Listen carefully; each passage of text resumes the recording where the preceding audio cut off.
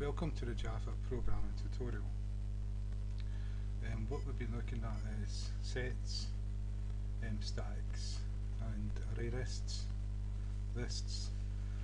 I took away the stack from the run program method just to give it a little bit of space so we can see the array list here, and we'll take away the multi-dimensional array just for a little bit more space.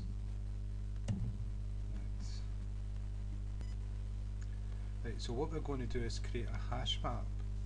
A set has no duplicates. It's used for ID, a unique identifier, like a name or like an ID number, a barcode or anything like that.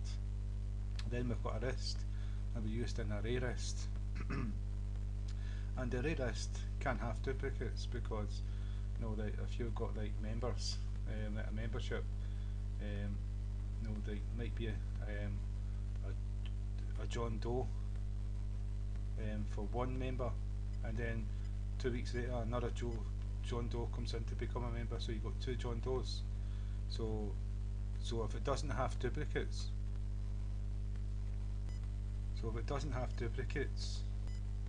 then you wouldn't be able to have the other John Doe as a member, or if you did, it would create problems, because if one John Doe didn't pay his membership fee, you wouldn't know which one, because both would have the same data, be sharing the same data.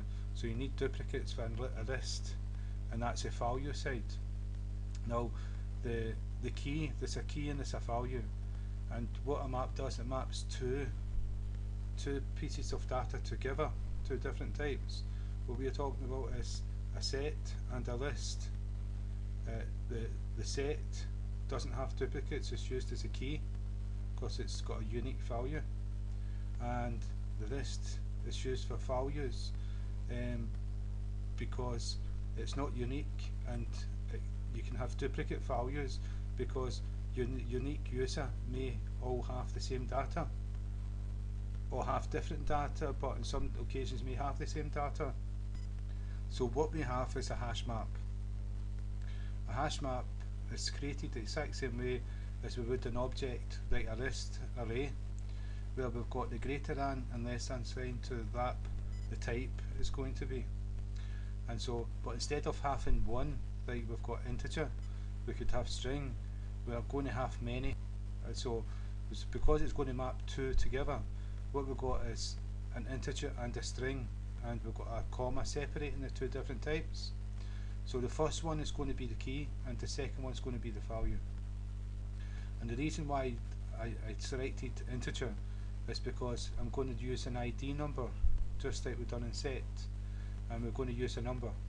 Now we could have used a character for that, or a string for that, and done a character string number, but I chose to, just to show you the different types, I chose to do it this way. Now we're not going to do any mathematical equations with it, it's just that's what it's going to hold. Now then I've done a string to hold the value, and the string is going to be the member's name, so John, Joe, Paul, Derek, whatever the name is. We're not going to have second names, it's just, you would have the second names, but let's demonstrate just so you can see the difference. And so ID number 1 will be maybe John, ID number 2 maybe Paul, and etc. And so what we've called this hash map to access it is member. We could call it whatever we want. And again, it's equal sign and a new keyword again, because we're creating a new object, and we're creating a new object of hash map. And again, we have the greater than and less than, and inside it we've got the wrapper classes, the integer and the string, and it's a constructor, so we've got the brackets, and then we've got the semicolon. So that's us created the hash map object. Now to access it, it's not like the set and the list where you do numbers.add or id.add. It's a different method, and so we called it member, dot, and it's put, P-U-T. We're going to put it on, and you can see straight away it's saying, hey, you, give me the key, and then give me the value. And so we know what the key is, that's the integer, and we know what the value is, and that's the string. And so we're going to go number 1, and then we're going to go John. We'll go John, but it's got to be a string, so there you go. So do the double quotes, John, and then we can go semicolon, and we can cut and paste this.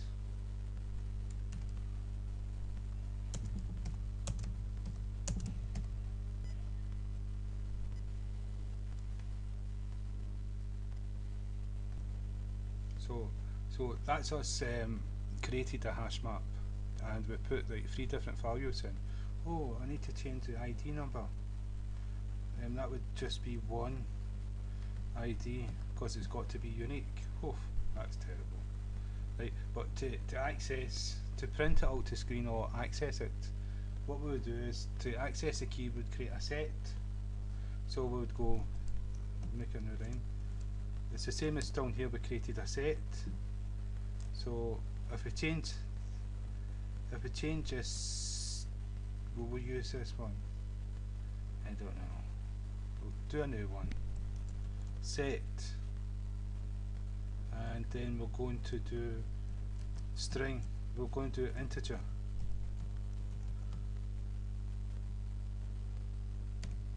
And then we're going to, now we give it a name. So we'll go show key. I don't know what to call it, just we'll call it that. And so it's equal sign again. And what we can do is use member.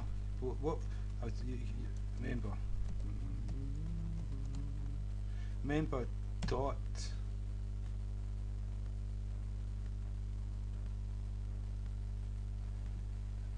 I know how to spell member dot key set. I'm looking for key set. So it is, what I'll point out here now, what we've got here is a hash set with brackets because it's a constructor. Now what we're passing here is a constructor of the keys, the key set, all the keys inside here, which is 1, 2, 3, and so this is what this is going to hold. This set is going to hold all. It's going to be a set, and it's going to hold 1, 2, 3 from this hash map. This is how you access it. And so what we're going to do is we're going to use a enhanced for loop. So for, and it's an integer. We'll call it, we'll just call it K for key, semicolon,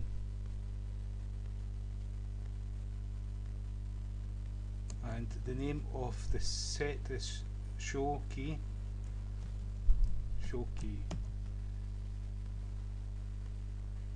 that right? Show key. Yeah, I've done a capital E, that's why.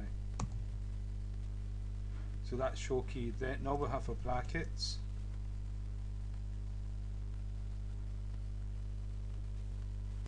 And we can print it. System dot out dot print ln, and all we need to do is give name. It was it show key?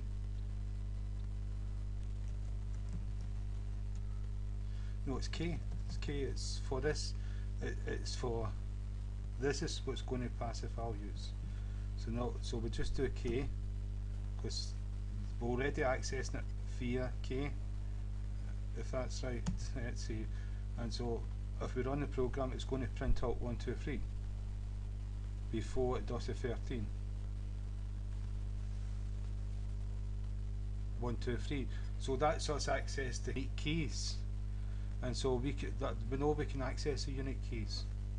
Now we're going to access the we're going to access the strings, the names of the members.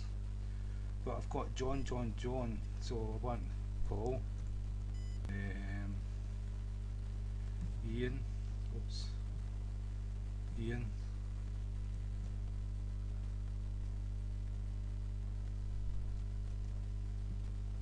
that's not how you spell Ian.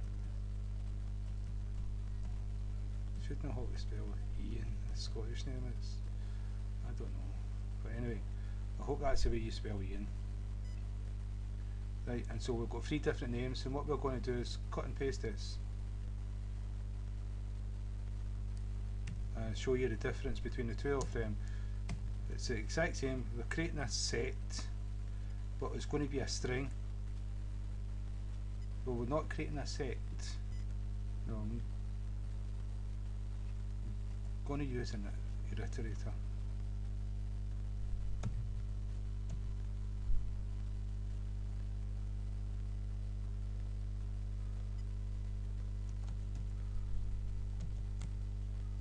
Yeah, nice. Disappeared here.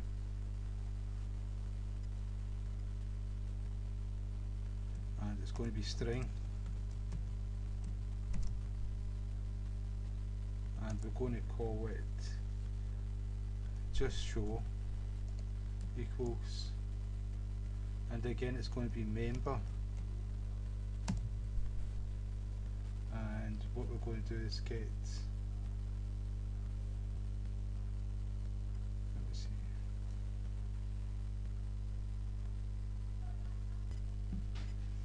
values.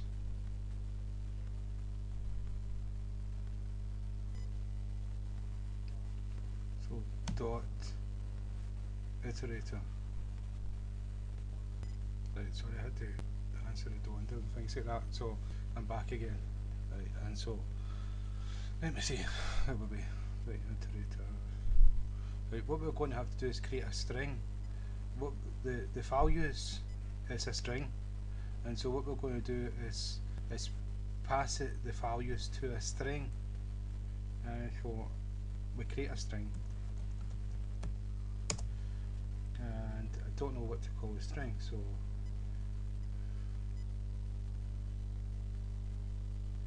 pass. We'll pass that to a string. It's stupid what I've called it, but hey presto, that's what I've called it. String. And so what we're going to do is we're going to use a while loop to print out the values. And remember, the while loop will execute the loop when it is true, when the condition is true. So we're looking for a Boolean method which will be false when there's nothing in the hash table, and it will be true when there is something.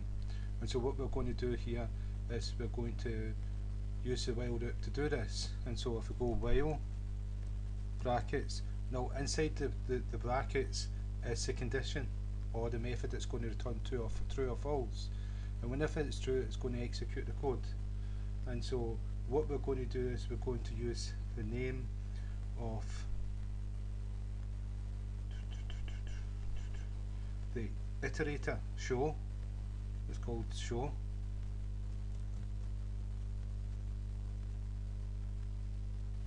Yeah, I'm a wee bit confused, but yeah, and has next will to return a Boolean value.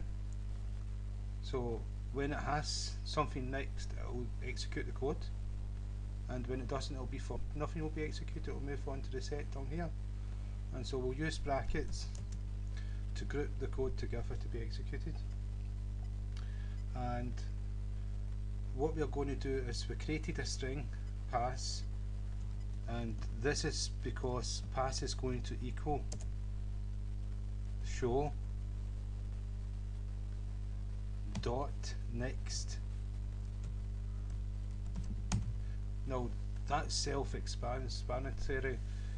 So what it's going to do, it's going to, every single value is going to be passed to pass in the loop, and straight after we're going to print it out. System dot out dot print ln, and inside here we're going to type pass. So it's every time it loops, this is going to equal the next value, and it's going to be printed out. So we're going to have a value after value after value until the end of it, and we've only got 3 values, John, Paul and Ian, and so it should pass them out. And so if we run a program, let's see what happens. John, Paul and Ian, and it's the same order. And so that's how you would access a map table, a hash map, with what you've got is a unique value and a value that's not unique. So the not unique value will be like what kind of membership, what kind of job, how much money, all these sorts of things, where each member can have the same. Has it been paid? Has it not been paid, etc. With the unique value, you cannot have a duplicate. So only one member can have one ID. No other member can have the same ID, and it makes sense if you think about it. And so this is how you do like hash maps, and this is why ArrayLists are important and sets are important. Now for programming, it depends what you're programming. It's good for gaming as well, and so the array list can be objects, and objects can have like say 300 data members. Those 300 data members is, you imagine like if somebody had 300 data members of you, what would those data members be? Your age, your name, your date of birth, your height, your sex, your job, your family, right? And that's only a few. So can you imagine like what it would be? So each unique member key would have one object, but that one object could have like 300 different values in it.